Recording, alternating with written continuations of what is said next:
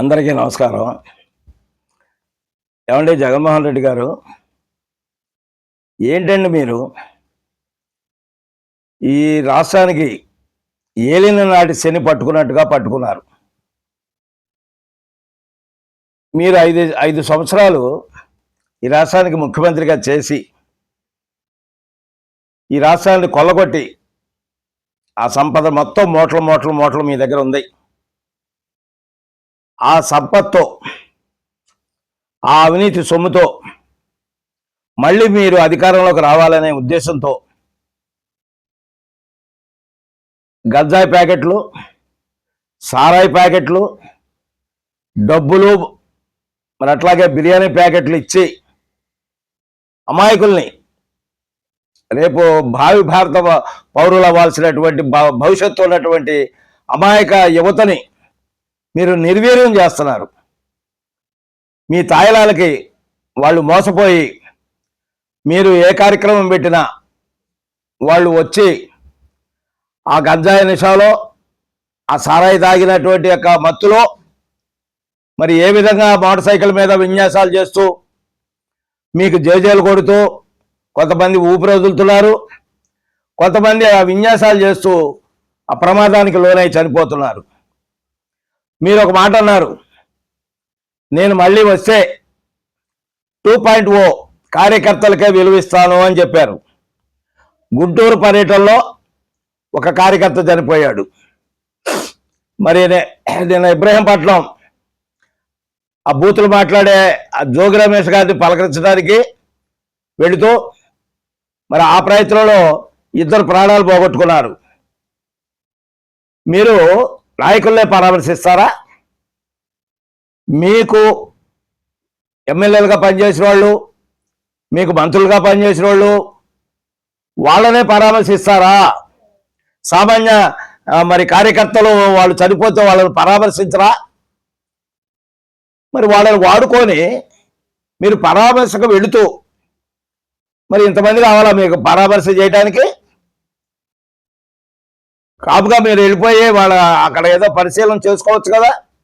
కాదు, మీరు పరామర్శ పేరుతో బల ప్రదర్శన చేస్తూ ఈ యొక్క అమాయకులకి డబ్బులు ఇచ్చి, తాయిలాలు ఇచ్చి వాళ్ళ జీవితాలతో ఆడుకుంటున్నారు.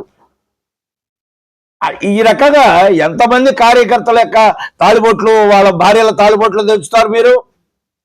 ఎంతమంది ఉసురు పోసుకుంటారు మీరు? ఇప్పటికే మీరు అధికారంలో ఉండి కల్తీ మద్యం అమ్మించి ఎంతోమంది ఆడబిడ్డల యొక్క తాళిబొట్లు తెచ్చారు, వాళ్ళ యొక్క పశువు కుంకుమ నేల రాల్చారు. ఇంకా మీకు ఈ శవదాహం తీరలేదా? ఏమండి, ఈ రోజున మీ నాయనగారు కూడా వలవల ఏడుస్తున్నాడయ్యా. ఇట్లాంటి దుర్మార్గుడు నా కడుపులో ఎట్ట పుట్టాడు, నాకు చెడ్డ పేరు తీసుకొస్తున్నాడు. నేను కాస్తో కోస్తో ఆంధ్రదేశంలో నా పరిపాలనలో ఆరోగ్యశ్రీ, ఫీజు రీయింబర్స్మెంట్ తీసుకొచ్చి ఈ ప్రజలందరి చేత జేజేలు పలికించుకున్నాను. అట్లాంటి నా కడుపులో ఇట్లాంటి దుర్మార్గుడు పుట్టి నా పేరు చెడగొడుతున్నాడని చెప్పి ఆయన స్వర్గలోకంలో ఉండి ఏడుస్తున్నాడయ్యా.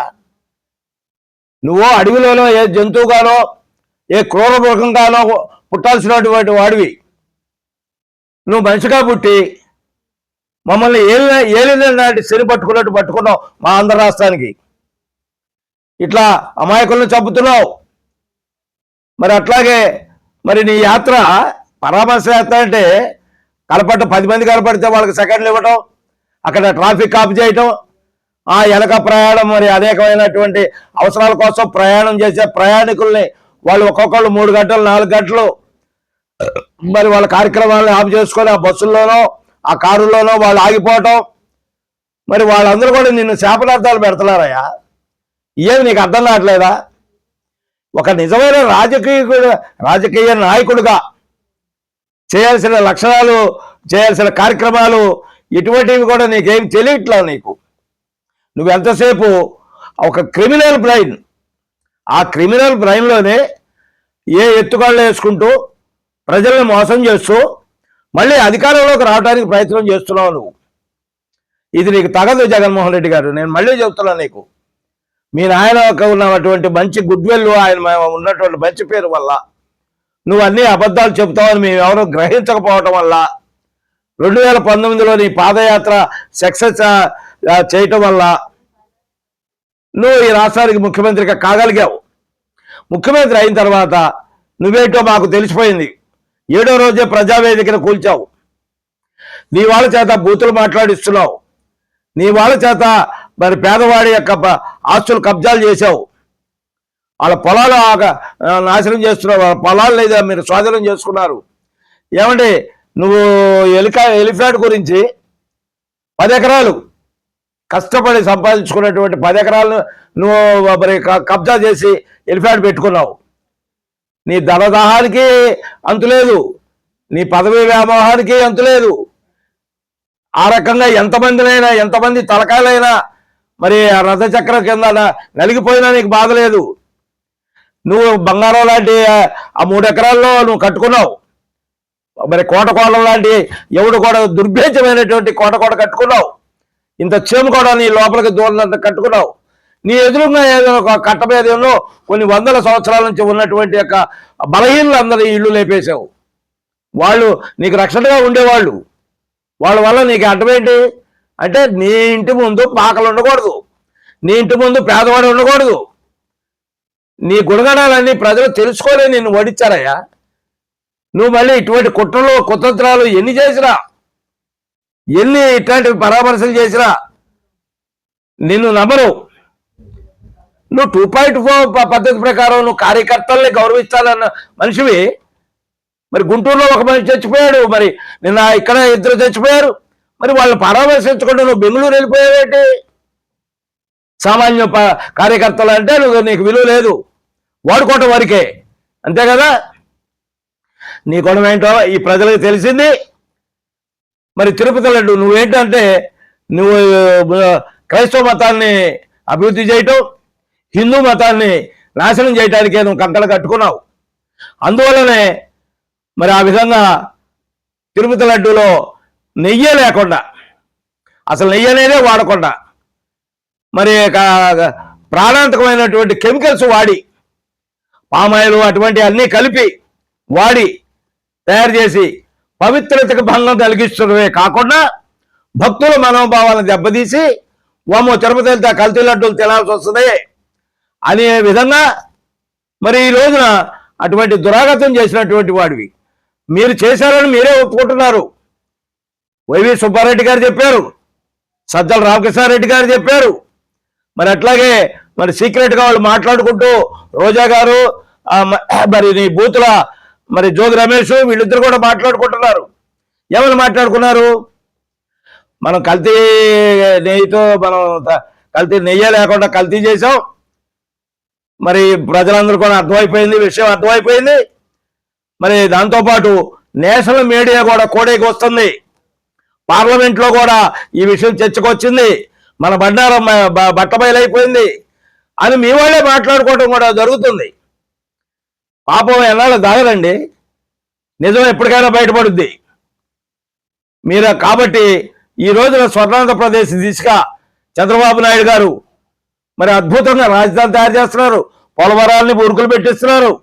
మరి పరిశ్రమల్ని మరి తండ్రి కొడుకులు ఇద్దరు కూడా మరి అవిశ్రాంతంగా పనిచేస్తూ అనేక దేశాలు తిరుగుతూ మరి పరిశ్రమల్ని మన ఆంధ్ర రాష్ట్రానికి తీసుకొస్తున్నారు. ఈ విధంగా వాళ్ళు మంచి చేస్తుంటే నువ్వు చెల్లాగా నువ్వెక్కడ దాపరిచ్చావా మాకు? మా దివ్యాంగులకి దండం పెట్టింది దేవుడయా?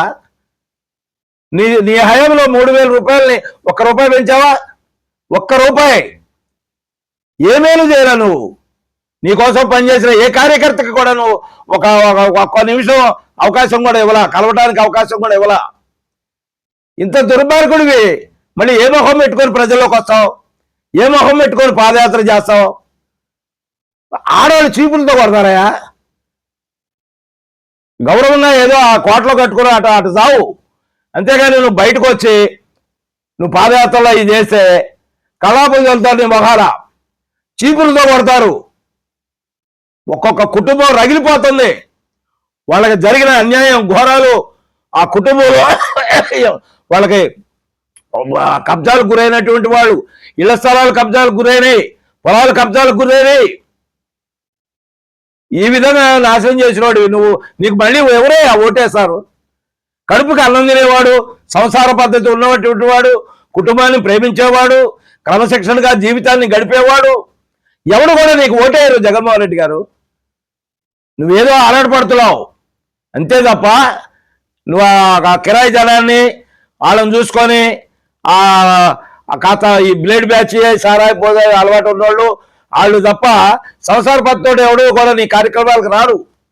అది చూసుకొని నాకు జలబలం ఉంది, వాపు చూసుకొని బలవలుకోమాక. పొరపాట్లు కూడా నేను ఇప్పుడు చెబుతున్నా, పొరపాట్లు కూడా మళ్ళీ ఈ జన్మలో నువ్వు ముఖ్యమంత్రి కాలేవు. నువ్వు ముఖ్యమంత్రి కాలేవు. నా జోస్యం ఎప్పుడు తప్పలా. 2019లో కూడా నీకు 120 నుంచి 144 వస్తాయని చెప్పింది నేనే. 151 వచ్చినాయి. 2024లో కూడా నేను మరి కూటమి ప్రభుత్వానికి 136 వస్తాయని చెప్పింది నేనే.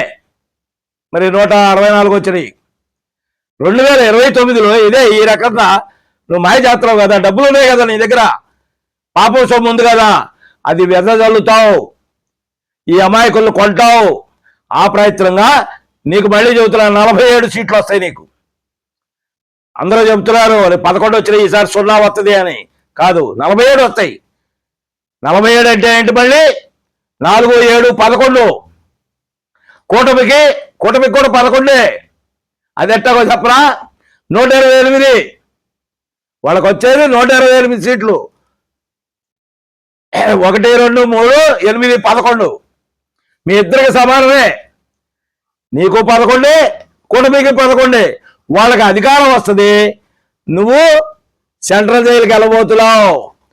నీకు మళ్ళీ 47 సీట్లు వచ్చి మళ్ళీ నీ పార్టీ చీలిపోద్ది. నీ పార్టీ కనుమరుగైపోద్ది. 2030లో నువ్వు చేసిన పాపాలకి, ఘోరాలకి, నేరాలకి శిక్షగా నీకు 16 గతంలో 16 నెలలు అన్నావు, 16 నెలలు చేశావు. ఈసారి 16 సంవత్సరాలు జైలు జీవితం చేయడానికి సిద్ధంగా ఉండమని ఈ సందర్భంగా నేను హెచ్చరిస్తున్నా. జై చంద్రబాబు, జై జై చంద్రబాబు, జై పవన్ కళ్యాణ్, జై జై పవన్ కళ్యాణ్, జై లోకేష్ బాబు, జై జై లోకేష్ బాబు, జై హింద్.